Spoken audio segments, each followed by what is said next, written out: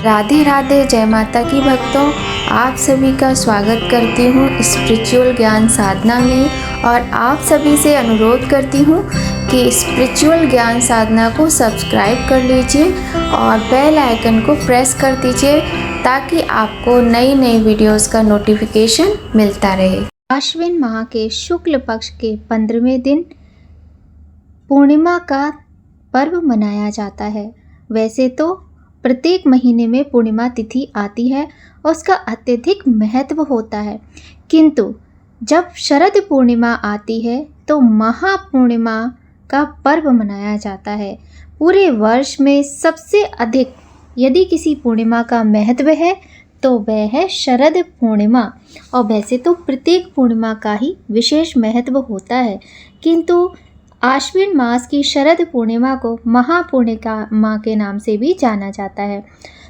धार्मिक मान्यताओं के अनुसार इस दिन भगवान विष्णु और धन की देवी लक्ष्मी की पूजा होती है। साथ ही शरद पूर्णिमा की रात्रि बेहद खास होती है। इस दिन चांद अपनी 16 कलाओं में परिपूर्ण रहते हैं। आसमान में भरपूर रोशनी होती है और कहा जाता है शरद पूर्णिमा के दिन चंद्रमा और पृथ्वी की दूरी बहुत कम रह जाती है, इसीलिए यह दिन बहुत ही विशेष होता है। जय माता की राधे राधे। कैसे हैं आप सभी लोग? आशा करते हैं आप सभी लोग बहुत अच्छे होंगे। बताने के लिए कमेंट में जय माता की राधे राधे अवश्य ही लिखिएगा। तो भक्तों, आज हम आपको शरद पूर्णिमा की 2 कथाएं सुनाएंगे जो कि बहुत ही सुंदर कथाएं हैं और आप लोगों को अवश्य ही पसंद आएंगी। आप लोग सुनिएगा ज़रूर। शरद पूर्णिमा, जिसे कोजागरी पूर्णिमा व रास पूर्णिमा भी कहते हैं, हिंदू पंचांग के अनुसार आश्विन मास की पूर्णिमा 16 अक्टूबर 2024 दिन बुधवार को है और पूरे वर्ष में केवल इसी दिन चंद्रमा 16 कलाओं से परिपूर्ण होता है। हिंदू धर्म में इस दिन कोजागर व्रत माना जाता है। इसी को कौमुदी व्रत भी कहते हैं। इस दिन भगवान श्री कृष्ण ने महारास रचाया था, जिसकी अवधि 6 महीने की थी और गोपियों ने भगवान कृष्ण की भक्ति को पा लिया था। उन्हें मोक्ष मिला था। मान्यता है इस रात्रि को चंद्रमा की किरणों से अमृत बरसता है। इस दिन उत्तर भारत में खीर बनाकर रात भर चांदनी में रखने का विधान है। तो कल बुधवार के दिन ही खीर बनाई जाएगी। पहले आप ये बात जान लीजिए, फिर हम आपको कथा सुनाएंगे। देखिए, बुधवार 16 अक्टूबर 2024 को रात में 8:40 से जो मुहूर्त है वो खीर वाला है और पूर्णिमा की तिथि हमें मिल रही है। तो जो खीर का प्रोसेस करना है आपको, जो खीर प्रसाद स्वरूप बनाई जाती है, वो खीर आपको बुधवार 16 तारीख को ही बनानी है और इसी दिन पूर्णिमा का व्रत भी किया जाएगा। खीर में मिश्री ज़रूर मिलाइए और केसर ज़रूर मिलाइए। यह जो खीर होती है, आप क्या अगर ज़्यादा मिश्री नहीं है तो थोड़े से दाने मिश्री के डाल दें और थोड़ी चीनी मिक्स कर लें और केसर ज़रूर डालें। इस तरीके से ये खीर बनाएं और भगवान को भोग लगाएं। साथ ही खीर को चंद्रदेव भगवान की रोशनी में अवश्य रखें। यदि आप पूर्णिमा का व्रत करते हैं तो चंद्रदेव का पूजन भी अवश्य करें और पूर्णिमा का व्रत भी 16 तारीख दिन बुधवार को ही रखा जाएगा और बृहस्पतिवार को स्नान दान की पूर्णिमा का महत्व रहेगा। किसी भी अफवाह पर ध्यान ना दें, किसी भी तरह का मन में संदेह ना लाएं। व्रत की पूर्णिमा 16 तारीख दिन बुधवार को है और दान और स्नान की पूर्णिमा बृहस्पतिवार 17 तारीख को है। तो और हाँ, एक विशेष बात और है कि जो लोग कार्तिक स्नान करना चाहते हैं वो भी 17 तारीख से ही प्रारंभ करेंगे। यानी आपको बृहस्पतिवार की सुबह ब्रह्म मुहूर्त में उठकर स्नान करना है, क्योंकि कार्तिक स्नान का महत्व जो होता है वो आश्विन पूर्णिमा शरद पूर्णिमा से ही प्रारंभ होता है, उसी का महत्व होता है। तो आश्विन पूर्णिमा से यानी शरद पूर्णिमा से लेकर कार्तिक मास की पूर्णिमा तक ये स्नान किया जाता है और इसके नियम क्या हैं, वीडियो आपको चैनल पर पहले ही मिल चुकी है और आगे भी आपको कार्तिक से संबंधित बहुत ही सुंदर सुंदर जानकारी हमारे चैनल पर मिलती रहेगी। तो चलिए, आप लोग कहोगे बहुत सारी बातें कर रही हैं, कथा तो सुना नहीं रही हैं। तो चलिए पहले हम लोग कथा सुन लेते हैं अब। और सबसे पहले जयकारा लगा लेते हैं। बोलिए गणेश भगवान की जय, गौरी शंकर भगवान की जय, लक्ष्मी नारायण भगवान की जय। तो बहुत ही सुंदर आज की कथा है। सभी लोग इस दिव्य पौराणिक कथा का भक्ति के रस में डूबकर रसपान कीजिए, आप सभी को पसंद आएगी। मथुरा नगरी में सुभद्रा नाम की ब्राह्मणी रहती थी। वह शरद पूर्णिमा का व्रत रखती थी। भगवान जी उनसे बहुत प्रसन्न हुए एवं वरदान देते हुए कहा, इसका विधि विधान सभी को बताइए। तब वह एक साहूकार को ये व्रत की विधि बताती हैं। साहूकार ध्यान से सुनने लगता है। सुभद्रा बोली, मैं शरद पूर्णिमा का व्रत करती हूँ, यह उसी का फल है। साहूकार ने पूछा, इसकी विधि क्या है? सुभद्रा बोली, एक लकड़ी के पटा पर एक लोटा पवित्र जल भर कर रखें, एक रोली से स्वास्तिक चिन्ह लोटे पर बनाइए। इसके बाद पीतल के गिलास में गेहूं के दाने भरकर रख दें। गिलास पर दक्षिणा रखें। इसके बाद स्वयं तिलक लगावें। इसके बाद 2.5 पाव शक्कर 2.5 पाव खोआ दोनों को मिलाकर 6 पेड़े बनाएं। इसके बाद पूजन कर एक पेड़ा प्रभु को चढ़ाएं, दूसरा पेड़ा स्वयं ग्रहण करें, तीसरा पेड़ा अपने मानदान को दें, जैसे भांजे, भानज, नंद, बहन आदि को दिया जाएगा। चौथा पेड़ा अपनी सहेली से बदलें, यदि सहेली ना बदले तो मंदिर में चढ़ा दें। जो सहेली 6 माह रखे व्रत उसे ही पेड़ा दें। 5वां पेड़ा घर के सदस्यों को बांटें। 6वां पेड़ा के 6 भाग बनाइए, तुलसी को चढ़ाएं, गौ माता को खिलाएं, अहीर को दें, गर्भवती स्त्री को दें, राहगीर बालक को दें और कुंवारी कन्या को खिलाएं। इस प्रकार 6 पेड़ा वितरित करें। लोटे में रखे जल को चंद्रोदय के समय चंद्रदेव को जल चढ़ावें। घर जाकर साहूकार ने पत्नी को व्रत रखने के लिए कहा। जब उसकी पत्नी ने व्रत की विधि पूछी तो साहूकार ने व्रत की विधि समझाई। तब उसने व्रत रखना आरंभ कर दिया, जिसका कहा।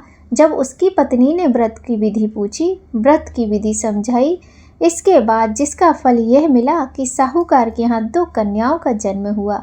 बड़ी का नाम सावित्री और छोटी का नाम चंद्रमुखी। दोनों पूजन कार्य में बहुत रुचि रखती थी। वह प्रतिदिन पूजा करती थीं। यह देखकर कुछ समय बाद दोनों का ब्याह संपन्न घराने में कर दिया गया।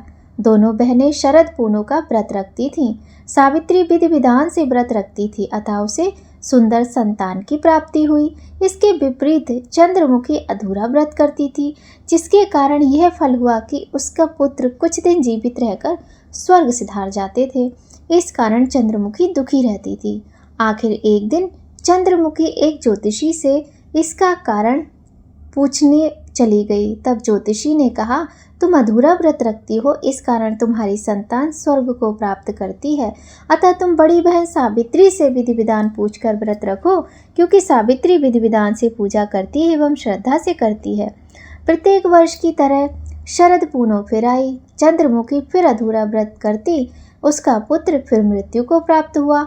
चंद्रमुखी ने अपने मृत पुत्र को पटा पर लिटा दिया, जिस पर वह पूजा करती थी। संयोग से प्रभु इच्छा से उसकी बड़ी बहन सावित्री उसी दिन घर आई। उसने तुरंत प्रभु का नाम लेकर मृत बालक के सिर पर हाथ फेरा तो वह जीवित उठा। चंद्रमुखी खुशी से नाच उठी। तब उसे शरद पूर्णिमा व्रत का महत्व समझ में आया। उसने तुरंत प्रभु से क्षमा मांगी, बारंबार प्रभु के चरण स्पर्श किए और कहा, ऐसी भूल अब कभी ना होगी। साथ ही सभी पड़ोस में सगे संबंधियों का यह व्रत करने की सलाह दी। वह व्रत की विधि विस्तार पूर्वक समझाने लगी। अतः इस व्रत के करने से प्रत्येक स्त्री व पुरुष सभी की मनोकामनाएं पूर्ण हो जाती हैं। जय हो लक्ष्मी नारायण भगवान की, जय हो चंद्रदेव जी की। चंद्रमुखी की इच्छा पूर्ण हुई। वैसे ही जो इस कथा को सुने, पढ़े, हुंकारा भरे, सभी की इच्छा प्रभु पूरी करें। तो यह थी शरद पूर्णिमा की पहली कथा। अब हम आपको एक दूसरी कथा सुनाते हैं। शरद पूर्णिमा व्रत से जुड़ी एक पौराणिक कथा है। किसी नगर में एक साहूकार रहता था। उसकी 2 बेटियां थीं, जो हर महीने में आने वाली पूर्णिमा का व्रत रखा करती थी। दरअसल इन दोनों बेटियों में बड़ी बेटी पूर्णिमा का व्रत तो पूरे विधि विधान से करती थी, लेकिन छोटी बेटी व्रत के नियमों का सही ढंग से पालन नहीं करती थी। यह व्रत के नाम पर खाना पूर्ति करती थी। साहूकार की दोनों बेटियां जैसे ही बड़ी हुईं, पिता ने दोनों का विवाह करा दिया। बड़ी बेटी के घर स्वस्थ संतान ने जन्म लिया। वहीं छोटी बेटी को संतान तो हुई, लेकिन उसकी संतान ने जन्म लेने के तुरंत बाद दम तोड़ दिया। इस तरह छोटी बेटी के साथ ये लगातार 2 से 3 बार हो गया। फिर उसने एक ब्राह्मण को बुलाकर अपनी पूरी गाथा सुनाई। ब्राह्मण ने उसे उपाय बताया। ब्राह्मण ने उसकी सारी बात सुनी और कुछ प्रश्न पूछे। फिर कहा कि तुमने पूर्णिमा का व्रत तो किया, किंतु हमेशा अधूरा ही व्रत करती रही हो, इसलिए तुम्हें व्रत का पूर्ण फल नहीं मिल पा रहा है। तुम्हारे व्रत अधूरे हैं, उसका दोष लग रहा है। ब्राह्मण की बात सुनकर लड़की थोड़ी दुखी हुई। फिर उसने पूरे विधि विधान से पूर्णिमा का व्रत करने का निर्णय किया, लेकिन पूर्णिमा आने से पहले ही उसने एक बेटे को जन्म दिया। फिर से जन्म लेने के साथ ही बेटे की मृत्यु हो गई। हर बार ऐसी घटना से साहूकार की बेटी बहुत दुखी हुई। उसने अपने बेटे के शव को एक पीढ़े पर रखा, इसे एक कपड़े से इस तरह ढका कि किसी को पता न चले। इसके बाद उसने अपनी बड़ी बहन को बुलाया। उन्हें बैठने के लिए उसने वही पीढ़ा दे दिया। जैसे ही बड़ी बहन उस पीढ़े पर बैठने लगती है तो उसके लहंगे का हिस्सा बच्चे से स्पर्श हुआ और वह जीवित होकर रोने लगा। बच्चे के रोने की आवाज़ सुन बड़ी बहन घबरा गई। फिर छोटी बहन को उसने डांट लगाई। बड़ी बहन ने क्रोधित होकर कहा कि तुमने क्या किया? क्या तुम मुझ पर बच्चे की हत्या का कलंक लगाना चाहती थी? मेरे बैठने से अगर तुम्हारे बच्चे की मृत्यु हो जाती तो? बहन के गुस्से को नियंत्रित करते हुए छोटी बहन ने उत्तर दिया, यह बच्चा तो मर ही चुका था। दीदी, तुम्हारे स्पर्श से ही तो ये पुनर्जीवित हुआ है। हर पूर्णिमा पर जो तुम व्रत और तप किया करती थी, उसके कारण तुम्हें वरदान प्राप्त है और तुम पवित्र हो गई हो। दीदी, अब मैं भी तुम्हारी तरह शरद पूर्णिमा व्रत पर विधि विधान से पूजन करूंगी। तभी से साहूकार की छोटी बेटी ने भी पूर्णिमा व्रत नियम अनुसार करने लगी। इसके बाद इस व्रत के महत्व और फल का प्रचार पूरे नगर में प्रसिद्ध हुआ। जिस प्रकार माता लक्ष्मी और भगवान विष्णु ने साहूकार की बेटी की कामना पूरी कर सौभाग्य प्रदान किया, वैसे ही हम पर भी उनकी कृपा बनी रहे और हम सभी पर उनकी कृपा आशीर्वाद बना रहे। अगर आपको कथा अच्छी लगी हो तो लाइक कीजिएगा। वैसे मिलती जुलती ही कथा थी दोनों, लेकिन ये दो कथाओं के रूप में ही प्रसिद्ध हैं, इसलिए हमने आपको अलग अलग सुनाई है। अगर चैनल पर पहली बार आए हैं तो चैनल को सब्सक्राइब कर लीजिए और बेल आइकन को प्रेस कर दीजिए, ताकि आपको महत्वपूर्ण वीडियोस का नोटिफिकेशन समय पर मिलता रहे। कोजागरी पूर्णिमा, रास पूर्णिमा, शरद पूर्णिमा के नाम से प्रसिद्ध ये पूर्णिमा हमें अत्यधिक पुण्य फल की प्राप्ति करवाती है। इसलिए इस पूर्णिमा पर सभी को कम से कम खीर बनाकर चंद्रदेव की रोशनी में रखकर और भगवान को भोग अवश्य लगाना चाहिए। साथ ही चंद्रदेव के प्रकाश में बैठकर ही इस प्रसाद को ग्रहण करें, या फिर सुबह सवेरे स्नान आदि करने के बाद भगवान को भोग लगा लिया हो पहले तो कोई बात नहीं, नहीं तो बाद में लगाएं और स्वयं भी इस अमृत का थोड़ा सा प्रसाद आप खाएं तो आपको बहुत अधिक पुण्य फल की प्राप्ति होगी। शरद पूर्णिमा से कई मान्यताएं जुड़ी हुई हैं। ऐसा माना जाता है कि इस दिन चंद्रदेव की किरणें अमृत बरसाती हैं, जो कि कई बीमारियों का नाश कर देते हैं। यही कारण है कि शरद पूर्णिमा की रात को लोग अपने घरों की बाहर खीर रखते हैं, जिस पर चंद्रदेव का प्रकाश पड़ना जरूरी होता है और इसके बाद ही यह खीर प्रसाद स्वरूप खाई जाती है और सार्वजनिक रूप से खीर प्रसाद का वितरण भी होता है।